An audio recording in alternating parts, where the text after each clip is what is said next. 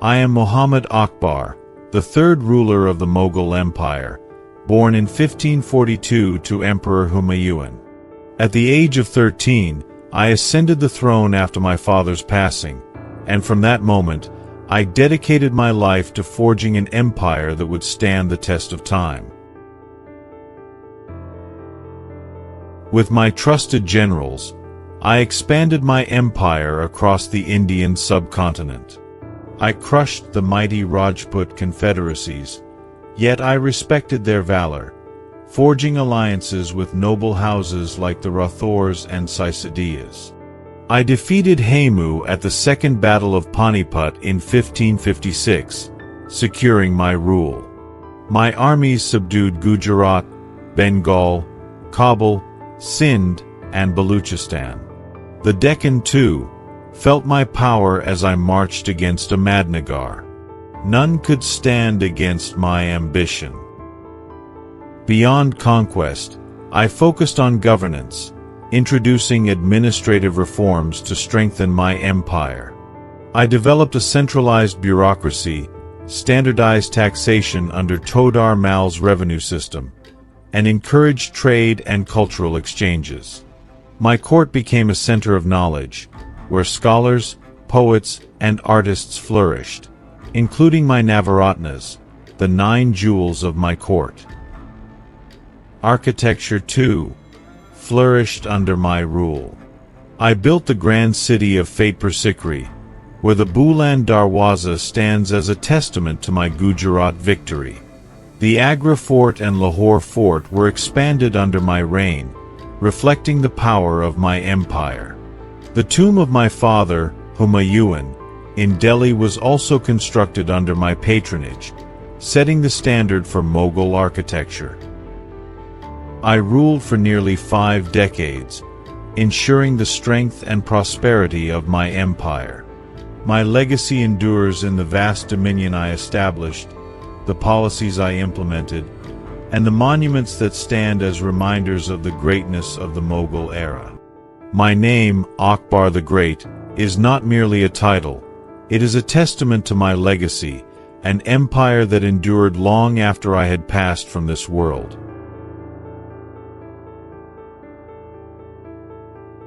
Jalal-ud-din Muhammad Akbar, known as Akbar the Great, was the third and one of the most celebrated rulers of the Mughal Empire. His reign marked a golden era of expansion, administrative innovation, and cultural flourishing. As a brilliant military strategist and a visionary statesman, Akbar transformed the Mughal Empire from a regional power into one of the most formidable empires in South Asia. One of Akbar's earliest and most decisive battles was fought against Hemu, a Hindu general serving the Afghan rulers.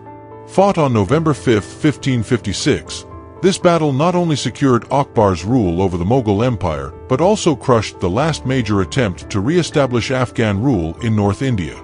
The battle was fought between the forces of Emperor Akbar and Hemu, the Hindu general and prime minister of the Sur dynasty. The outcome of this battle established the Mughal Empire as the dominant power in the Indian subcontinent.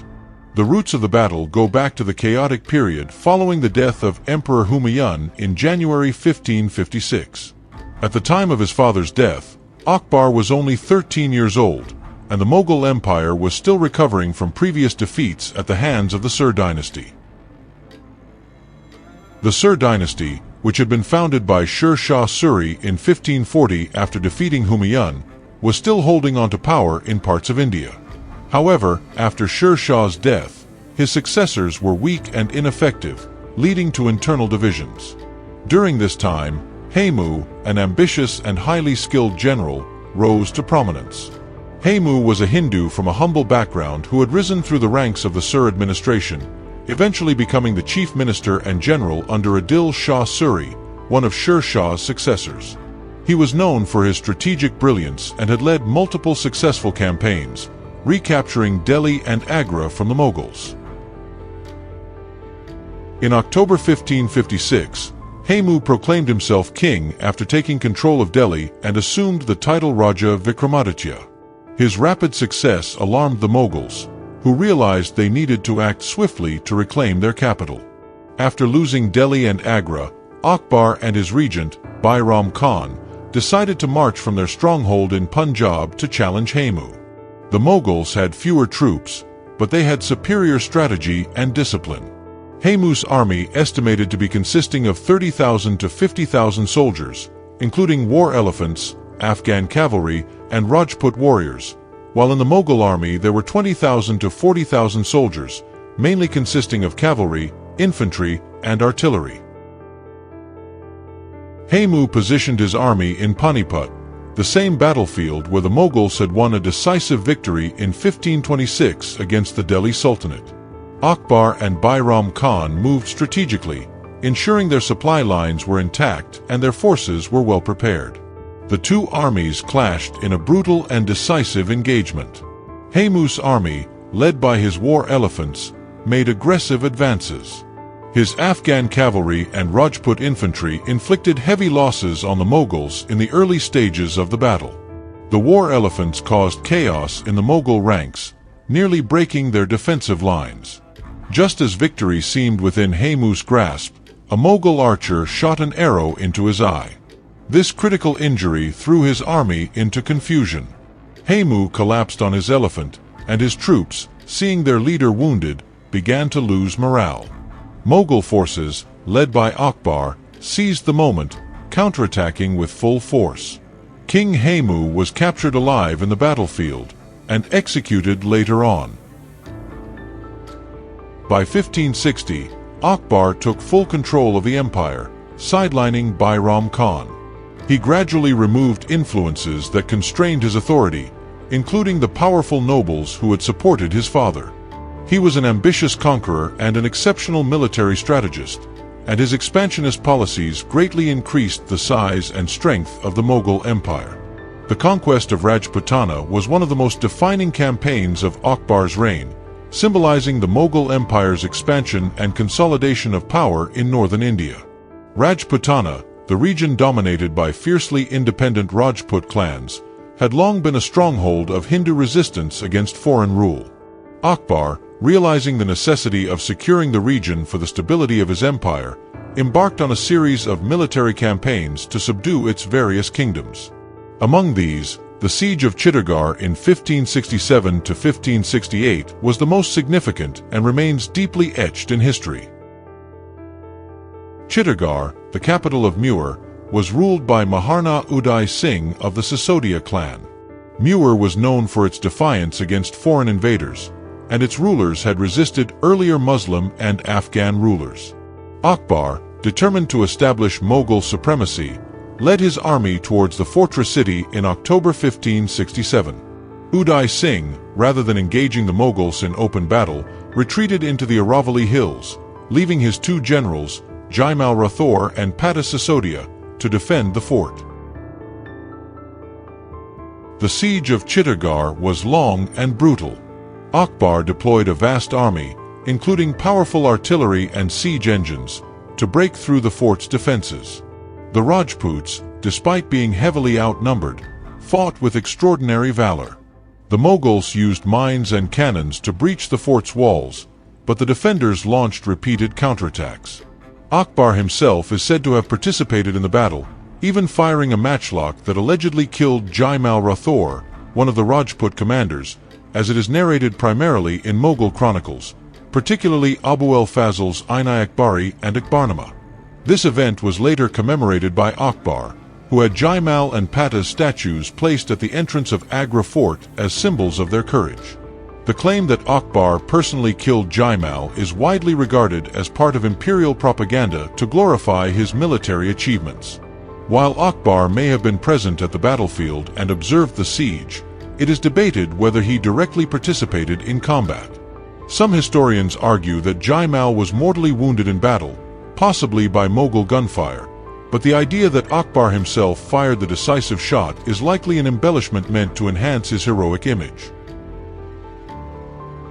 By February 1568, after months of resistance, the Mughals finally stormed Chittorgarh. In a tragic and legendary act, the women of the fort, led by Rajput noblewomen, committed jauhar, self-immolating to avoid capture. The remaining Rajput warriors, facing certain defeat, performed Saka, riding out in a final suicidal charge against the Mughal forces. The fall of Chittorgarh marked a turning point in Akbar's conquest of Rajputana. While some Rajput rulers, such as those of Amber, Jaipur, had already allied with the Mughals, others, including Muir, continued to resist. Uday Singh's son, Maharana Pratap, would later lead a valiant struggle against Mughal rule, culminating in the famous Battle of Haldigati in 1576. However, Akbar's policy towards the Rajputs was not merely one of conquest and destruction.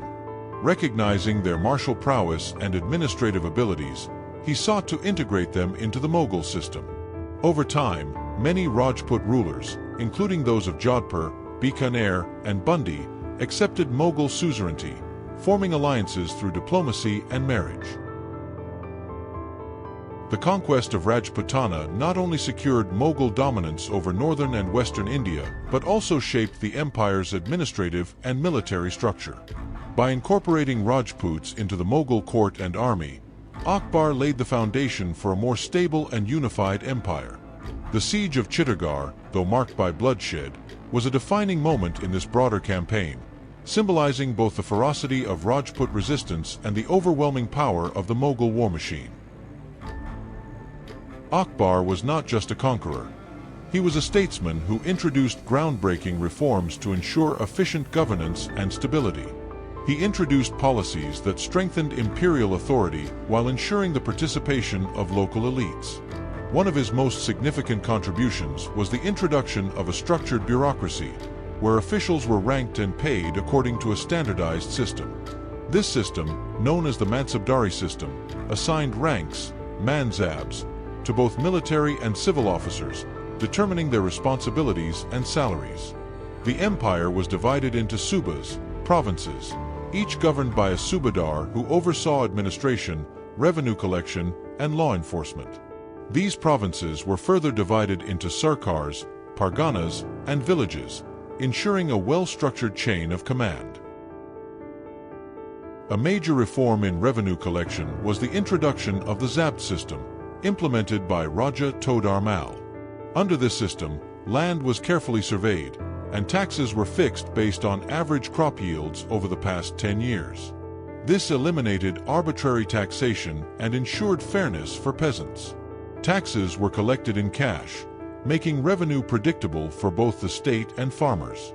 This system increased state revenue and prevented exploitation by corrupt officials while promoting agricultural productivity.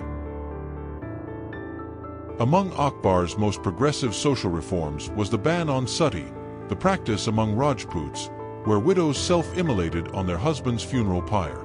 While he did not abolish it outright, he made it illegal without the widow's consent and took steps to discourage the practice, marking an early attempt at social reform in India. He also raised the legal marriage age for girls and discouraged child marriages. Towards the end of his reign, Akbar faced rebellion from his son, Prince Salim, later Emperor Jahangir, who wanted power prematurely. While Akbar was engaged in the Deccan campaigns, Salim attempted to seize power by declaring himself emperor in Allahabad in 1599, minting coins in his name. However, the conflict was eventually resolved. After several failed reconciliations, Akbar ultimately forgave Salim, largely due to the intervention of influential courtiers and family members, particularly Salim's stepmother, Mariam-uz-Zamani, Jodha Bai. In 1604, Salim formally apologized, and Akbar restored him as his heir. Despite the tension, Akbar's death in 1605 led to a relatively smooth transition, with Salim ascending the throne as Emperor Jahangir without major opposition.